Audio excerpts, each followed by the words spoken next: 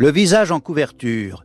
Une femme emmitouflée dans un foulard en soie ne laisse voir que son regard. On y décèle une insécurité diffuse liée à son enfance, une modestie, ou encore le spectre des années de guerre à vivre caché dans le midi de la France, puis à se réfugier dans le Massif central tenaillé par la peur d'être dénoncée. Marguerite Leibovitch, née à Paris en 1910, est juive, fille de parents originaires d'Odessa, propriétaire d'une échoppe de peinture en lettres. Il y a aussi de l'expressivité dans ses yeux. Il faut apprendre à regarder, disait-elle, c'est le secret du métier, phrase que rapporte Corinne Baccarat, biographe de cet inconnu du grand public, mais qui, sous le nom de Margot Capelier, fut une légende du cinéma. Elle introduisit en France un métier venu d'Hollywood.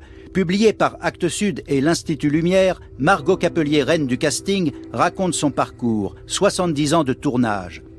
Jouer, elle le fait en 1935, grâce à Jacques Prévert avec les camarades du groupe Octobre. Elle décroche un petit rôle dans Le Crime de Monsieur Lange de Jean Renoir, suivi de Drôles de drame. Mais le colérique Marcel Carné l'engueule. Elle sera désormais dans l'ombre, apprenant sur le tas le métier de secrétaire de production en zone libre, participant clandestinement aux Visiteurs du Soir et aux Enfants du Paradis.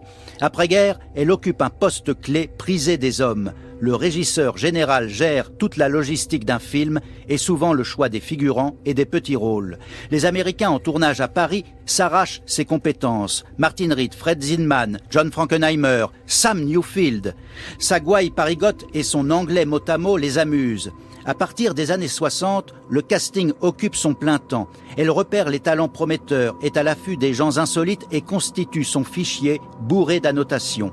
Elle maîtrise l'art du contre-emploi car elle ne s'arrête pas aux apparences.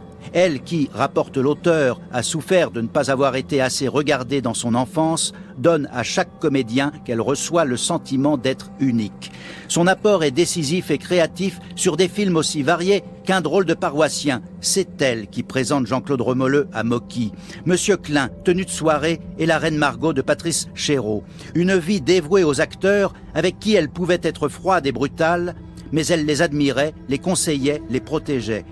Tissé de multiples témoignages, ce livre rend hommage à la pionnière du casting en France, une discipline minutieuse mais instinctive qui perd aujourd'hui beaucoup de cette capacité d'invention qui était la marque de Margot Capelier.